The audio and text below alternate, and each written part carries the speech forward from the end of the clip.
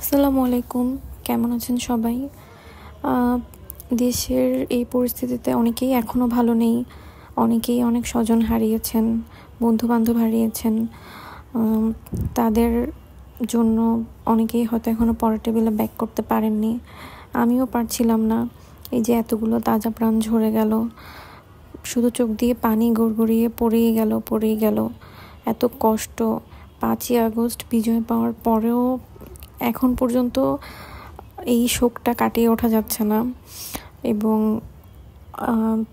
সরকারি চাকরির এর পরের অবস্থাটা কি হবে, কতটা ফেয়ার হবে, সেটা নিয়েও অনেকের মনে অনেক প্রশ্ন থেকে যাচ্ছে।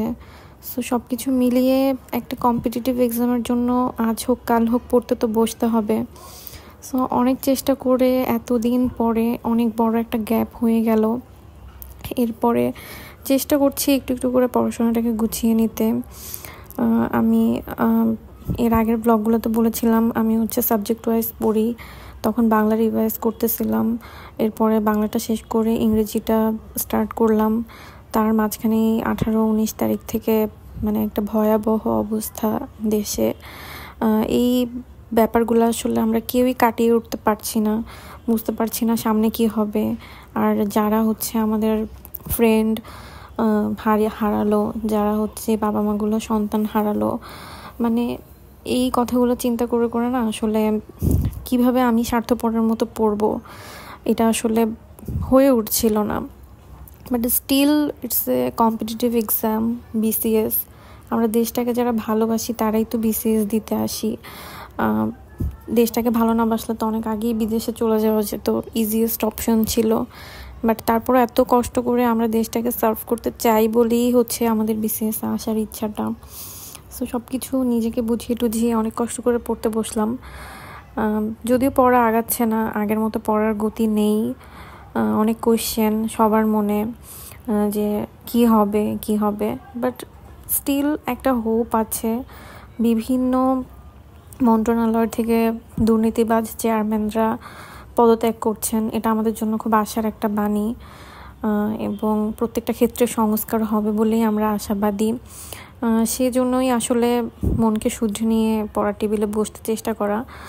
এবং যদিও হচ্ছিল না, আমি জানি অনেকেরই হচ্ছে না, আমার মতো অনেকেই আছেন যারা যে এই ভয়াবহ অভ্যুত্থানটাকে কাটিয়ে উঠে মানে স্বাভাবিক জীবনে ফিরে আসতে পারছেন না। এবং এটা খুব স্বাভাবিক। আমরা সবাই চেষ্টা করছি আস্তে ধীরে ধীরে নর্মাল হয়ে যাওয়ার জন্য। সময় লাগবে, আস্তে আস্তে সব কিছু হিল হয়ে যাবে। যারা তাদের স্বজন হারালো তারা হয়তো সারা জীবনেও কষ্টটা ভুলতে পারবে না, বাট তারা দেশের জন্য অনেক বড় কিছু একটা করে গেল। এটাই তাদের জীবনের সার্থকতা। সো এরপরেও আমরা যারা একটা কম্পিটিটিভ এক্সামে নামবো, আমাদের অবশ্যই অন্যের সাথে কম্পিটিশন করেই চাকরির এই মার্কেটে টিকে থাকতে হবে। সো আস্তে আস্তে তো পড়ার টেবিলে ফিরতে হবে, তাছাড়া আর কোনো ওয়ে নাই। আর যেহেতু আশার বাণী শুনতে পাচ্ছি যে নিয়োগ পরীক্ষাগুলো থেমে থাকবে না, যে টাইমে সার্কুলার হওয়ার কথা ছিল ওই টাইমেই সার্কুলারগুলো আসবে। সো সেই দিক থেকে বিবেচনা করলে আসলে আর তো অত বেশি সময় নাই হাতে, যে বিসিএসকে ঘিরে এত কিছু হয়ে গেল একটা দেশে। সো সোনার হরিণ মানুষের এত এত এত মানুষের রক্ত বয়ে গেল। সো এরপরেও মানে আমরা চাচ্ছি নর্মাল হয়ে একটু পড়াশোনাটা আর কি স্টার্ট করে নিতে। তো আজকে বসলাম, ভাবলাম যে জিনিসগুলো পড়তে একটু ইন্টারেস্টিং লাগে, যেগুলো একটু টানবে সেই ধরনের জিনিস পড়ি, কারণ বোরিং জিনিস পড়তে গেলে তো মাথায় ঢুকবেই না। ভূগোলটা পড়লাম, ভূগোল ইন্টারেস্টিং, ভূগোলটা পড়তে ভালো লাগতো আগে থেকে। তো এর আগে জর্জ MP3 বই থেকে আমি ভূগোলটা পড়েছিলাম। এবার অ্যাসিওরেন্স যে ডাইজেস্টটা আছে, ভাবলাম যে এবার ডাইজেস্ট থেকে পড়ি। তো ডাইজেস্টে আমার মনে ইনফরমেশান কম আছে, MP3-তে একটু ডিটেলসে আছে, আবার কিছু কিছু ইনফরমেশান ডাইজেস্টে আছে সেটা MP3-তে নাই। সো এই দুটাকে কম্বাইন করে আমি ভূগোলটা পড়ছি। আজকে যে পিএসসির অনুমোদিত যে সিলেবাসটা, সেই সিলেবাসের যে সেকেন্ড চ্যাপ্টারটা আছে সেই সেকেন্ড চ্যাপ্টারটা আমি পড়ছি। এখন অ্যাসিওরেন্সের বইটাতে একটা ভালো দিক যে সিলেবাস অনুযায়ী টপিকগুলো সাজানো, MP3-তে সিলেবাস অনুযায়ী টপিকগুলো সাজানো না। MP3-তে একটু হজবরল করে দেওয়া জর্জ MP3 বইটাতে। বাট তারপরও দুইটা থেকে কম্বিনেশন করে পড়লে আমার মনে হয় আর কোনো কোয়েশ্চেন বাদ থাকবে না। আরেকটা বই আছে বেসিক ভিউ। বেসিক ভিউটা থেকে হচ্ছে যে আমি MCQ-গুলো পড়বো। আমি ফার্স্টে জর্জ MP3 পড়বো, অ্যাসিউরেন্স ডাইজেস্টটা কমপ্লিট করবো, এরপরে হচ্ছে যে আমি বেসিক ভিউ থেকে জাস্ট MCQ-গুলো পড়বো। কারণ বেসিক ভিউতে একদম রিসেন্ট খুব ইম্পর্টেন্ট MCQ-গুলো দেওয়া আছে, সেগুলো দেখবো। তো এই 3টা জায়গা থেকে ভূগোলটা কভার করলে আমার মনে হয় এর বাহিরে মানে খুব বেশি আনকমন প্রশ্ন আসার কথা না।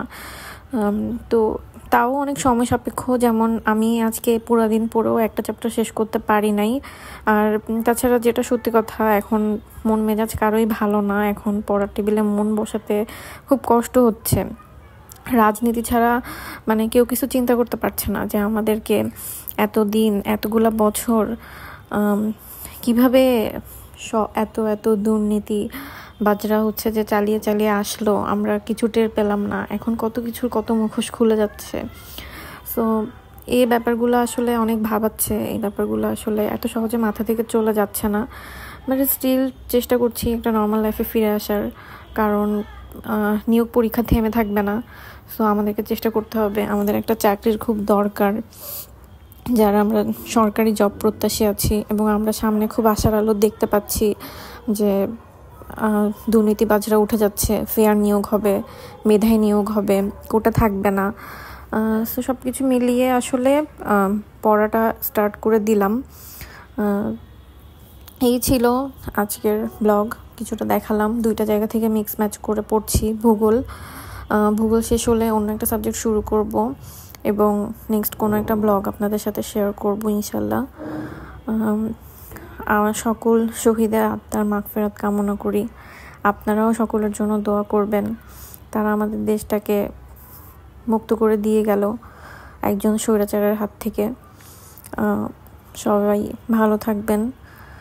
নেক্সট কোনো ব্লগে আবার কথা হবে। আল্লাহ হাফেজ।